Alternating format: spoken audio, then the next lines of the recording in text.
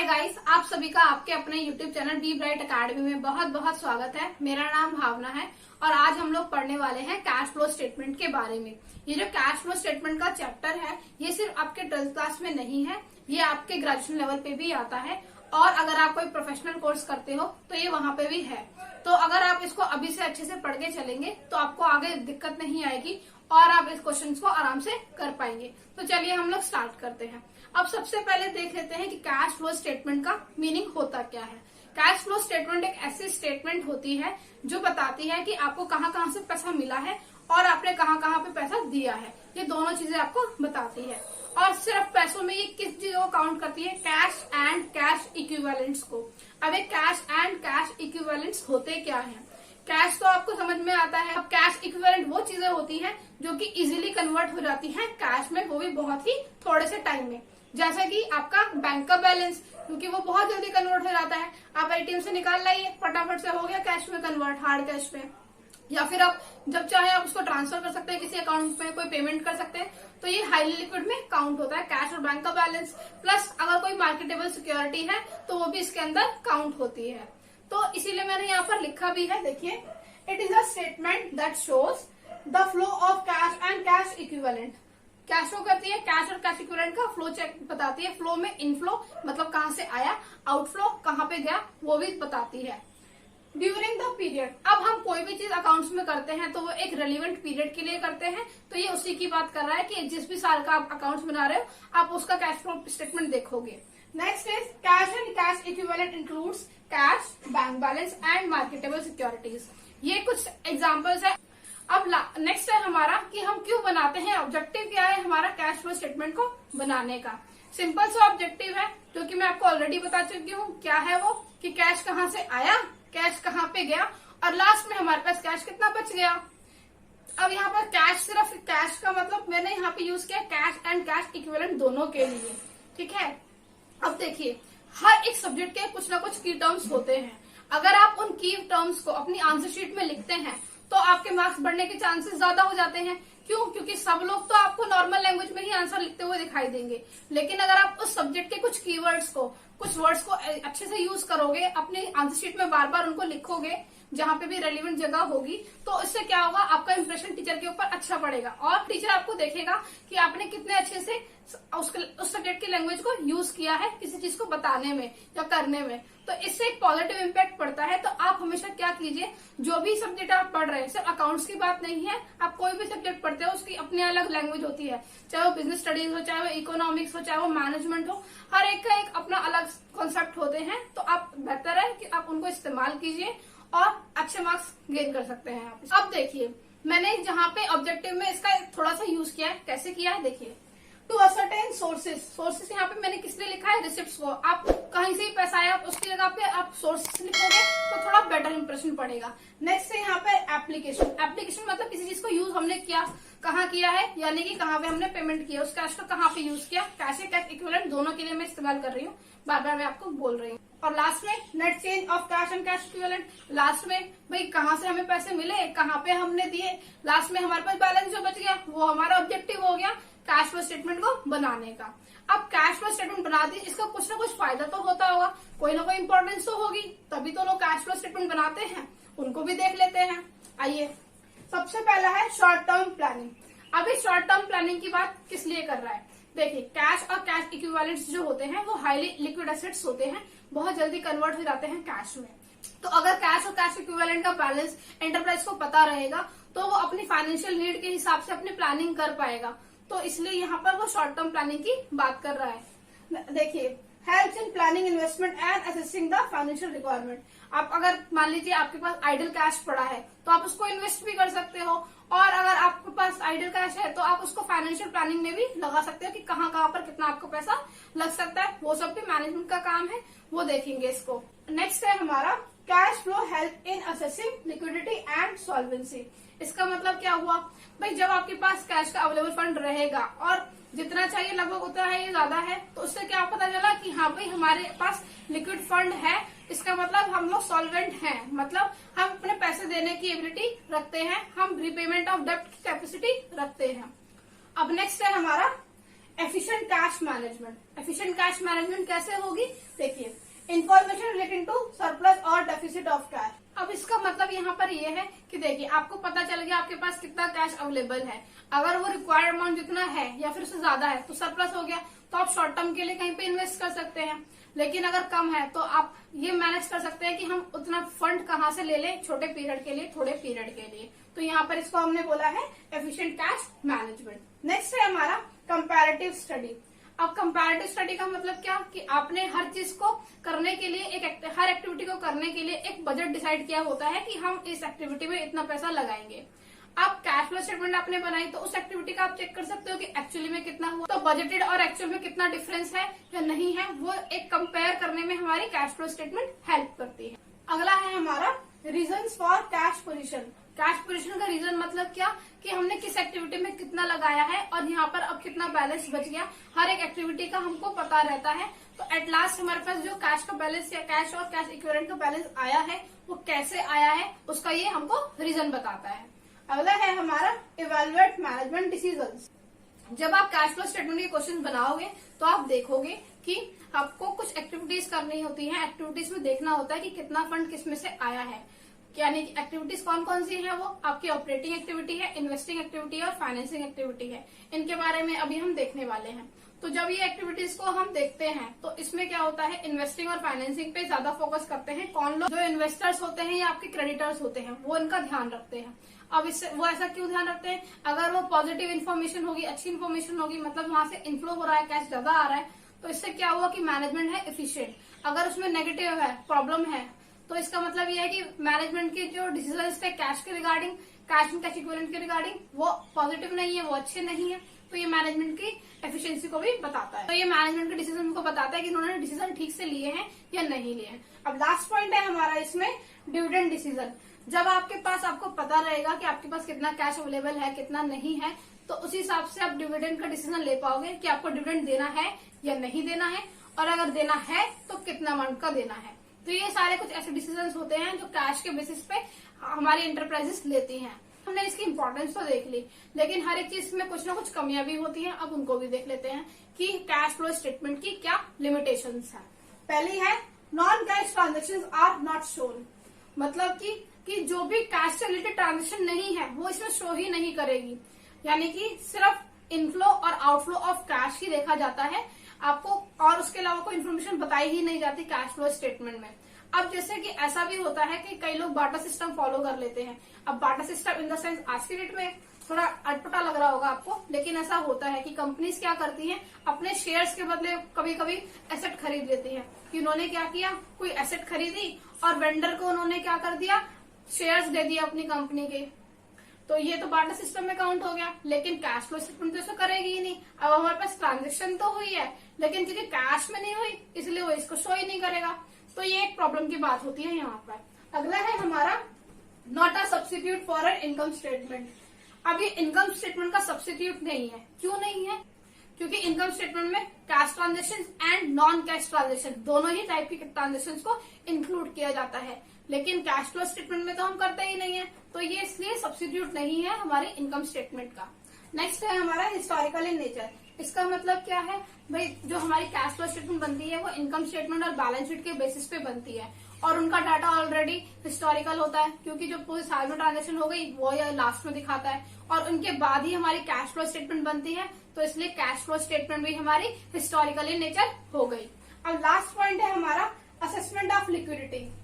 Assessment of liquidity मतलब जो liquidity होती है वो सिर्फ आपके कैश और कैश इक्विवेलेंट से नहीं निकलती है, सिर्फ कैश फ्लो स्टेटमेंट से नहीं निकलती है, उसमें करंट एसेट्स और करंट लायबिलिटीज का भी बहुत बड़ा रोल होता है। तो अगर हमने उनको इंक्लूड नहीं किया तो हमने जो असेसमेंट की है लिक्विडिटी की सिर्फ कैश फ्लो स्टेटमेंट के बेसिस पे, वो एकदम गलत हो जाएगी। अब हम लोग देखते हैं कि कैश फ्लो स्टेटमेंट में हमको कौन कौन सी एक्टिविटीज को देखना होता है। कैश फ्लो स्टेटमेंट में मेनली 3 एक्टिविटीज होती हैं। पहली है हमारी ऑपरेटिंग एक्टिविटी, दूसरी है हमारी इन्वेस्टिंग एक्टिविटी और तीसरी है हमारी फाइनेंसिंग एक्टिविटी। ये 3 एक्टिविटीज होती हैं जिसके बेसिस पे ही हमारा कैश फ्लो स्टेटमेंट पूरा कंप्लीट होता है।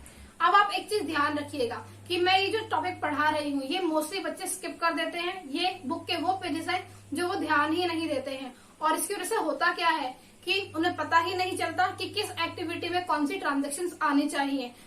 तो मोस्टली वो लोग गलत चीजें कर देते हैं और एग्जाम में उनसे क्वेश्चन पूरा नहीं हो पाता है या फिर गलत हो जाता है और बहुत टाइम वेस्ट होता है। तो अगर आप चाहते हैं कि आपके साथ ऐसा ना हो तो आप इस चीज को बहुत ध्यान से देखिएगा, क्योंकि ये चैप्टर का बेसिक है।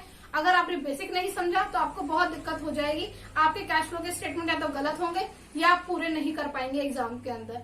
तो सबसे पहले हम लोग देखते हैं ऑपरेटिंग एक्टिविटी को। ऑपरेटिंग एक्टिविटी क्या होती है? ऑपरेटिंग एक्टिविटी वो एक्टिविटी होती है जो कि बिजनेस के मेन ऑपरेशन से की जाती है। लाइक एग्जांपल लेते हैं कि एक इलेक्ट्रॉनिक शॉप है, तो इलेक्ट्रॉनिक शॉप में इलेक्ट्रॉनिक आइटम को खरीदने और बेचने पे जो उसको अमाउंट रिसीव होता है वो हम यहाँ पर रिकॉर्ड करेंगे, क्योंकि ये इसका मेन बिजनेस है। तो जो मेन बिजनेस से रिलेटेड एक्टिविटीज होती हैं वो हमारी ऑपरेटिंग एक्टिविटी के अंदर आती है।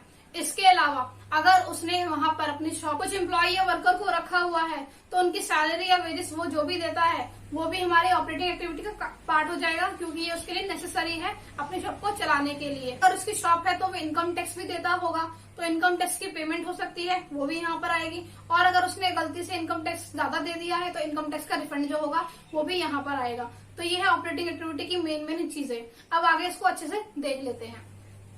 Principal revenue producing activities. Operating activity क्या होती है? प्रिंसिपल रिवेन्यू प्रोड्यूसिंग एक्टिविटीज होती है। इसका मतलब क्या हुआ कि जो हमारे बिजनेस का मेन पर्पस है, मेन जिस चीज के लिए हम काम करते हैं उससे जो हमें पैसे मिलते हैं उसकी ये बात कर रहा है। आगे देखते हैं other activities that are not included in investing activity और फाइनेंसिंग एक्टिविटी। या फिर ये वो एक्टिविटी भी हो सकती है जो ना तो इन्वेस्टिंग में जाएंगी ना फाइनेंसिंग एक्टिविटी में जाएंगी। तो बच क्या गया? Operating activity. तो भी हम ऑपरेटिंग एक्टिविटी में डाल सकते हैं। अब इनके एग्जांपल्स देख लेते हैं। अब हमारे पास जो कंपनीज होती हैं वो दो टाइप की होती हैं। एक होती है फाइनेंशियल कंपनीज, एक होती है non financial companies. Financial companies मतलब क्या? जो पैसों से रिलेटेड लेन देन करती हैं। जैसे हमारा बैंक हो गया, फाइनेंशियल इंस्टीट्यूशंस हो गए, तो ये सारी चीजें क्या है? पैसों से रिलेटेड चीजों में ही डील करती है, उनका काम ही यही है। लेकिन दूसरी कंपनीज कौन सी है? Non financial companies. इसमें क्या आता है? जैसे ग्रोसरी स्टोर हो गया, इलेक्ट्रॉनिक शॉप हो गई, तो कोई भी इस टाइप की चीजें जो पैसे से रिलेटेड काम नहीं करती है, कोई और सामान गुड्स या सर्विसेज देती हैं, तो वो कंपनीज हो गई नॉन फाइनेंशियल कंपनीज। तो इन दोनों के लिए ऑपरेटिंग एक्टिविटी बिल्कुल अलग अलग होती है। एक एक करके हम लोग देखते हैं। सबसे पहले हम बात करते हैं नॉन फाइनेंशियल कंपनीज की, मतलब वो कंपनीज जो कि किसी न किसी गुड्स या प्रोडक्ट्स या सर्विसेज में डील करती हैं। अब देखते हैं इसमें क्या क्या आता है। Receipt from sale of goods and services, मतलब आपने कोई भी गुड्स दिए या सर्विसेज दी, उसकी वजह से आपको पैसे मिले, रिसिप्ट हुआ, तो वो इसमें आ जाएगा। अगला है रिसिप्ट फ्रॉम ट्रेड रिसीवेबल्स। आपने किसी को अगर उधार सामान दे दिया और उसने आपको पैसे दे दिए, फिर ट्रेड रिसीवेबल है आपका, उसने आपको वापस पैसे दे दिए, तो ये भी हमारा ऑपरेटिंग एक्टिविटी का पार्ट हो जाता है। अगला है रिसिप्ट फ्रॉम रॉयल्टी, फीस और कमीशन। अगर आपको आपके बिजनेस की वजह से कोई फीस मिली है, रिसिप्ट मिली है, कमीशन वगैरह मिली है, तो वो सारी चीजें भी इसमें आ जाती हैं। नेक्स्ट है हमारा payment for purchase of goods and services. आपने रिसिप्ट, आपने सामान बेच दिया, पर सामान बेचने के लिए पहले खरीदोगे भी तो उसके लिए जो आपने पेमेंट की होगी, payment for purchase of goods और सर्विसेज, ये आपको ऑपरेटिंग एक्टिविटी में आ जाएगा। नेक्स्ट है हमारा पेमेंट टू ट्रेड पेबल्स। आपने भी तो उधार सामान खरीदा हो सकता है, आपने जब उनको पेमेंट करी तो वो भी इसमें आ जाएगा।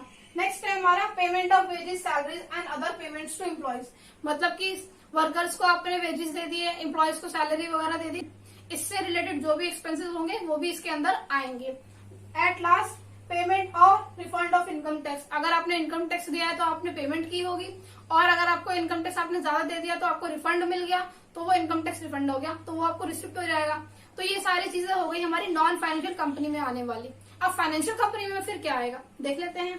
Payment for purchase of securities, securities आपने कोई खरीदी। अब सिक्योरिटीज मतलब क्या? शेयर, डिवेंचर, बॉन्ड्स वगैरह, ये सारी चीजें हमारी सिक्योरिटीज में आती हैं। तो अगर आपने ऐसा कुछ खरीदा है तो आपने उसकी पेमेंट की होगी, तो ये उसके लिए क्या हो गया? एक ऑपरेटिंग एक्टिविटी होगी, क्योंकि वो इसी चीज में डील करती है। नेक्स्ट है हमारा payment of interest on loan, मतलब कि आपने इंटरेस्ट दिया है लोन के ऊपर, तो क्योंकि आपको पैसे से रिलेटेड ही रेगुलर एक्टिविटी है, तो ये भी आपकी ऑपरेटिंग एक्टिविटी में ही आएगा। नेक्स्ट है हमारा receipt from sale of securities. अब अगर आपने परचेज किया सिक्योरिटी तो आपने सेल भी तो की होगी, तो उससे आपको पैसे मिले होंगे, तो वो भी आपकी ऑपरेटिंग एक्टिविटी में आएगा। अगला है डिविडेंड रिसीव्ड ऑन सिक्योरिटीज। मतलब कि आपको सिक्योरिटीज पे हमको डिविडेंड मिलता है, जैसे शेयर पे डिविडेंड मिलता है, इक्विटी शेयर डिविडेंड होता है, प्रेफरेंस शेयर का डिविडेंड मिलता है, तो ये उसकी बात कर रहा है। अगर आपको कोई डिविडेंड रिसीव हुआ है तो वो भी हमारा ऑपरेटिंग एक्टिविटी का पार्ट हो जाता है। नेक्स्ट है इंटरेस्ट रिसीव्ड ऑन लोन। आपने लोन लिया है तो आप लोन दे भी तो सकते हो, तो उस पर जो इंटरेस्ट आपको मिल रहा है तो उसकी बात ये कर रहा है कि आपने किसी को लोन दिया था और उस पर आपको इंटरेस्ट मिल गया, तो वो भी आपकी ऑपरेटिंग एक्टिविटी का पार्ट हो गया। Payment to salary etcetera to employees, मतलब आपने कोई ना कोई एम्प्लॉय तो रखा होगा अपनी ऑर्गेनाइजेशन में सबको डील करने के लिए, तो उन एम्प्लॉयज की सैलरी यहाँ पर आ जाएगी, क्योंकि ये भी आपका रूटीन नेचर का काम है, तो ये भी आपकी ऑपरेटिंग एक्टिविटी में आएगा। नेक्स्ट इज हमारा पेमेंट और रिफंड ऑफ इनकम टैक्स। तो इनकम टैक्स तो हर एक कंपनी को देना होता है, चाहे वो फाइनेंशियल हो चाहे नॉन फाइनेंशियल हो, तो वो यहाँ पर आएगा ऑपरेटिंग एक्टिविटी में ही। तो आई होप ये आपको ऑपरेटिंग एक्टिविटी समझ में आ गया होगा। अब हम बढ़ते हैं हमारे नेक्स्ट एक्टिविटी की तरफ, जो कि है इन्वेस्टिंग एक्टिविटी। अब इन्वेस्टिंग एक्टिविटी का मतलब क्या होता है? इसका मतलब ये है कि आपने कहीं ना कहीं इन्वेस्ट किया होगा। अब कहाँ पे मेनली इन्वेस्ट करते हैं? ये लॉन्ग टर्म के लिए चलता है हमारा, जैसे कि आपने फिक्स एसेट में इन्वेस्ट करते हो, क्योंकि वो आपने एक लॉन्ग ड्यूरेशन के लिए खरीदी है, लंबे टाइम के लिए खरीदी है, तो यहाँ पे आएगा उसका परचेज और सेल। अब देख लेते हैं इसको अच्छे से डिटेल में। हमारा है एक्विजिशन और disposal of long term assets and other investments not included in cash equivalent. इसका मतलब क्या? आपने या तो कोई एसेट खरीदी होगी या आपने कोई एसेट बेची होगी, वो आपकी इन्वेस्टिंग एक्टिविटी में आ गया, या फिर इन्वेस्टमेंट मतलब लॉन्ग टर्म इन्वेस्टमेंट होना चाहिए, वो यहाँ पर आएगा। और वो ऐसा चीज नहीं हो जो कैश इक्विवेलेंट में आता हो, क्योंकि कैश इक्विवेलेंट में आएगा तो फिर वो यहाँ पर नहीं आ पाएगा। तो कैश इक्विवेलेंट के अलावा जो भी इन्वेस्टमेंट होगी वो सारी हमारी यहाँ पर आ जाती है। अब इसके एग्जाम्पल्स हम देख लेते हैं। पहला है payment for purchase of fix asset. आपने अपने बिजनेस के लिए कोई फिक्स एसेट खरीदी होगी, उसके लिए जो पेमेंट की है वो आपकी इन्वेस्टिंग में आएगा, क्योंकि ये लॉन्ग ड्यूरेशन के लिए है। नेक्स्ट है हमारा payment for capitalize R&D cost and self constructed fix asset. ऐसा भी तो हो सकता है कि आपके बिजनेस में कोई ना कोई रिसर्च एंड डेवलपमेंट का काम चल रहा हो, जिसकी वजह से कोई एसेट बन रही हो, तो ये उसकी बात करता है कि वो भी हमारी इन्वेस्टिंग एक्टिविटी में आएगा, क्योंकि आपने उस पर ह्यूज इन्वेस्टमेंट किया है और वो क्योंकि एक एसेट है और वो लंबे टाइम तक चलने वाली है, तो इसीलिए वो इन्वेस्टिंग का पार्ट हो जाता है। अब नेक्स्ट है हमारा receipt from disposal of fix asset. Disposal of fix asset का मतलब होता है कि आपने एसेट को बेच दिया है, तो अगर आपको एसेट को बेचने में पैसे मिलते हैं तो वो एक इन्वेस्टिंग एक्टिविटी का पार्ट होता है। अगला एग्जाम्पल है हमारा payment to acquire of securities.